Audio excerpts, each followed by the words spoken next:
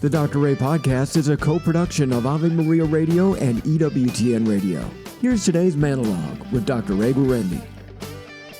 My preface to this: anybody who is familiar remotely with child development,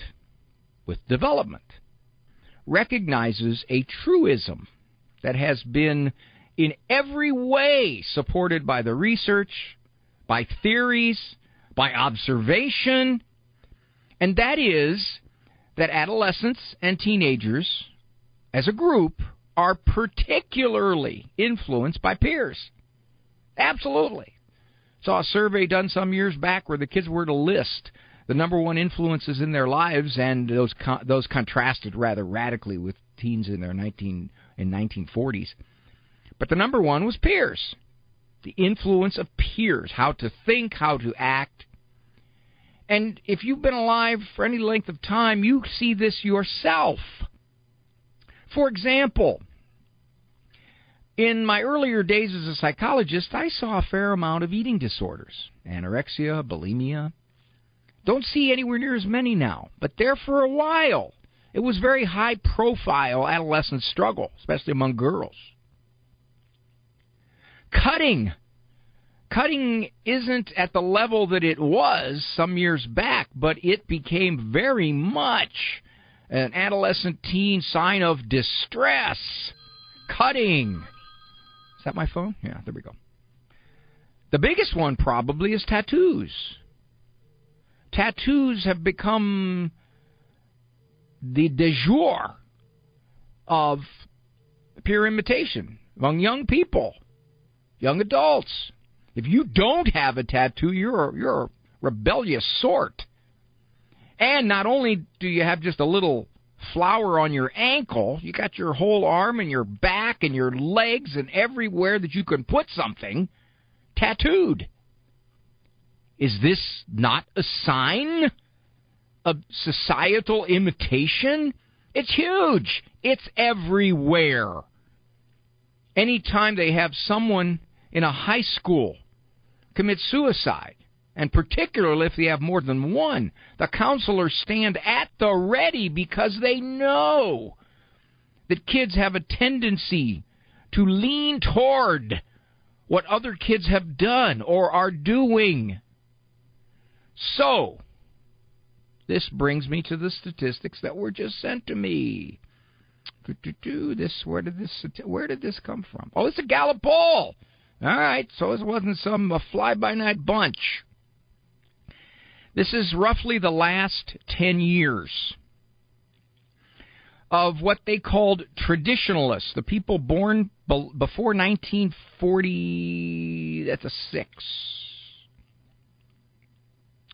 Share of American adults who identify as LGBT. Those born before 1946. The percentage was roughly, this was in 2014, looks to be slightly under 2%. 2017 declined a little more. 2020 even further. And 2022, most recent statistics, 1.7 of those born before 1946 identified as LGBT. Then they looked at baby boomers. It's where I am. People born between 46 and 64. 2014, roughly 2.5% said LGBT. Same in 2017. Little less in 2020, and 2022, 2.7. So that stayed steady. Now we move on to Generation X. That is 1965 to 1980. So what is that? That's from about, 58 years of age down to 43 years of age. In 2014, the percentage that identified as LGBTQ was about 2.5%. 2017, 2.5%. 2020, 2.5%. And 2022, 3.3%. Now, the young people.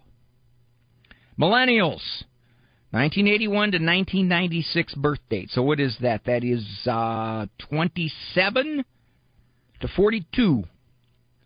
2014 looks like about 7%. 2017 looks like about 8%.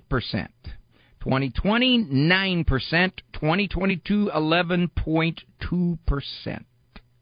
So that's gone up among the young people. Almost doubled. Actually doubled in the last 10 years. Here is the most telling statistic. Gen Zs, which would be from 19 to age 26. In 2020, 16% identified as LGBT. 2022, 20%. Can someone raise the question of social influence? Is that not allowed? Is there something about that age group, which are, according to psychological development, more influenced, susceptible to peer culture? 20%, one of every 5?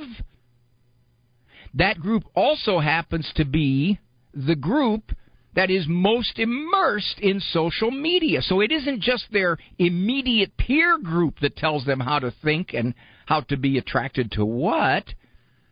It is their worldwide peer group, as well as the various social sites that say this is a great thing.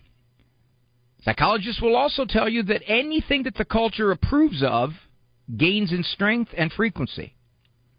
I think it's a safe statement to say that our culture very much approves of transgender declaration. I can't offer individual cases on this. I'm just simply saying our culture does. Well, would that make a difference between the doubling of millennials claiming LGBT and 1 out of every 5 Gen Zers, the teens and early 20s, claiming LGBT? Those questions have to be asked. They have to be asked. An honest assessment of what is going on socially must be asked. And at this point, my experience is it's not being asked. Psychology prides itself on exploring what are social trends and what is feeding into social trends. But for whatever the reason, for most counselors and psychologists, this seems to be untouchable. Why? Why can one not say, let's parse out what is involved in this explosive declaration?